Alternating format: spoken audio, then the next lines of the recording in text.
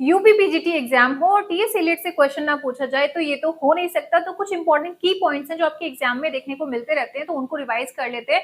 Admit card भी आपके आने ही वाले हैं, तो क्यों ना उससे पहले सारी चीजों को हम रिकॉल कर लें।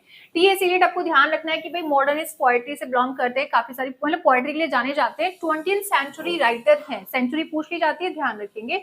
इसके साथ ही इनका जो फेमस वर्क है द वेस्टलैंड 1922, डेट भी पूछी जा सकती है। साथ में इसके जो 5 सेक्शन है वहां से क्वेश्चंस आते रहते हैं। सबसे इंपॉर्टेंट है कि 5 सेक्शंस के नाम याद रखना। तो फर्स्ट सेक्शन है the burial of the dead. यहाँ से क्या पूछा जा सकता है, ज्यादातर ये लाइन आती है आपको, April is the cruellest month.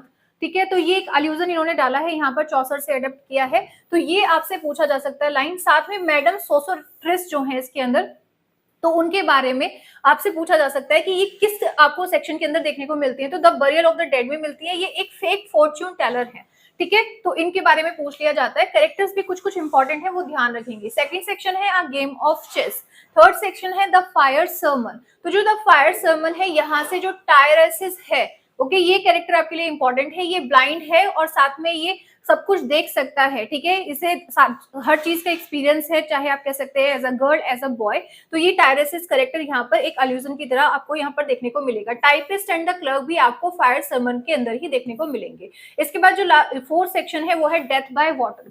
यहाँ पर आपको फिलिबस एंड फोनिशियन जो सेलर है, तो ये आपको देखने को मिलते हैं। नेक्स्ट यहाँ पर व्हाट द थंडर सेड, ये लास्ट सेक्शन है और ये इंपॉर्टेंट इसलिए है क्योंकि यहाँ पर बात की जाती है हमारे उपनिषदों की। ओके, द थंडर को ध्यान रखेंगे, डा डा डा, ये जो 3 कीवर्ड है इनका मीनिंग आपको पता होना चाहिए। फर्स्ट जो डा है वो किसके लिए है, दत्ता यानी कि गिव, एंड दयादवम यहाँ पर सिंपैथी, और इसके साथ में यहाँ पर दम्यता यानी कि कंट्रोल, हमारा इमोशंस पे हमारे कंट्रोल होना चाहिए स्पेशली, यानी कि जो माइंड कहे वो हम करते रहे।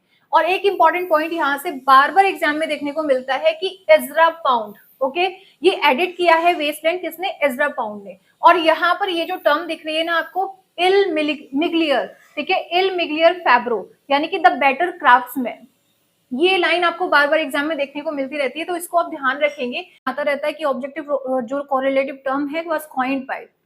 तो यहाँ पर जो इन्होंने बात की, जब हैमलेट एंड हिज प्रॉब्लम के एसे के बारे में बात करते हैं, हैमलेट को इज एन आर्टिस्टिक फेलियर कहते हैं, उस टाइम पर ये ऑब्जेक्टिव कोरिलेटिव की बात करते हैं। साथ में इनका नोबेल प्राइज इनको 1948 में दिया गया। तो ये आपके एग्जाम में आपको देखने को मिल सकते हैं। इसके अलावा बहुत सारे पॉइंट्स हैं जिसको आपको लगातार पढ़ाया जा रहा है एप्लीकेशन पर, लगातार आपकी मैराथन्स कराई जा रही हैं, बहुत दिन से 2 महीने से कराई जा रही है, स्पेशली अभी भी क्योंकि आपका एग्जाम होने वाला है, एडमिट कार्ड आने वाले हैं, तो वो चीजें कंटिन्यूसली चल रही हैं। तो एप्लीकेशन पे आप कंप्लीटली इसको पढ़ सकते हैं।